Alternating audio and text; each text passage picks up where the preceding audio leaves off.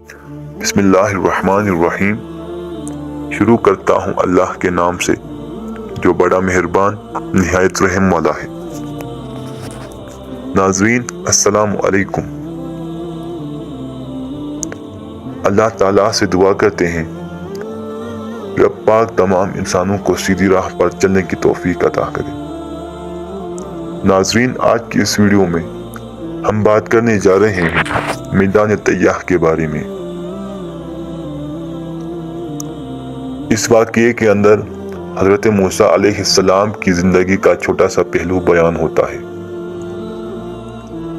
اور حضرت موسیٰ علیہ السلام کے چند معجزات کا ذکر ہوتا ہے۔ اللہ تعالیٰ ان معجزات اور ان واقعات کے ذریعے انسانوں کو عبرت اور سبق دیتا ہے۔ جب فرعون دریائے نیل میں غرق ہو گیا اور تمام بنی اسرائیل مسلمان ہو گئے، اور جب حضرت موسیٰ علیہ السلام کو اطمینان نصیب ہو گیا تو اللہ تعالیٰ کا حکم ہوا کہ آپ بنی اسرائیل کا لشکر لے کر ارض مقدس یعنی بیت المقدس میں داخل ہو جائیں۔ اس وقت بیت المقدس پر عمالقہ کی قوم کا قبضہ تھا جو بدترین کفار تھے اور بہت طاقتور جنگجو اور نہایت ہی ظالم لوگ تھے۔ چنانچہ حضرت موسیٰ علیہ السلام 6 لاکھ بنی اسرائیل کو لے کر قوم عمالقہ سے جہاد کے لیے روانہ ہوئے، مگر جب بنی اسرائیل بیت المقدس کے قریب پہنچے تو ایک دم بزدل ہو گئے اور کہنے لگے کہ اس شہر میں جبارین ہیں جو بہت ہی زور آور اور بہت زبردست ہیں، لہذا جب تک یہ لوگ شہر میں رہیں گے ہم ہرگز شہر میں داخل نہیں ہوں گے۔ بلکہ بنی اسرائیل نے حضرت موسیٰ علیہ السلام سے یہاں تک کہہ دیا کہ اے موسیٰ، آپ اور آپ کا خدا جا کر اس زبردست قوم سے جنگ کرے، ہم تو یہیں بیٹھے رہیں گے۔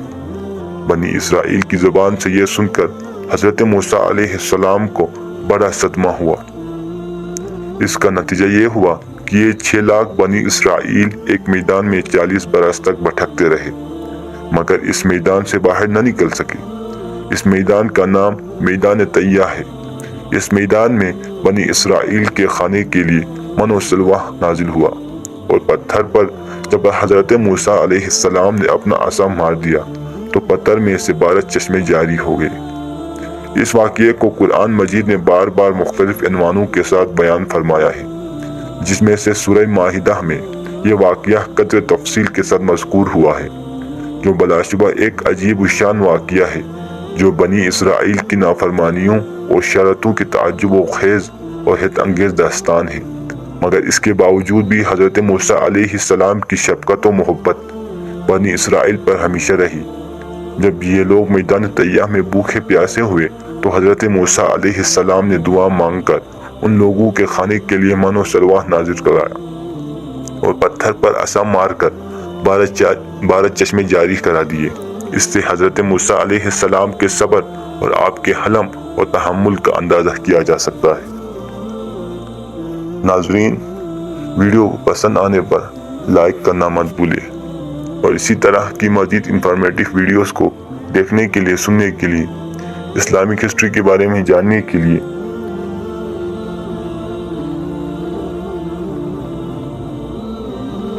اس چینل کو سبسکرائب کریں۔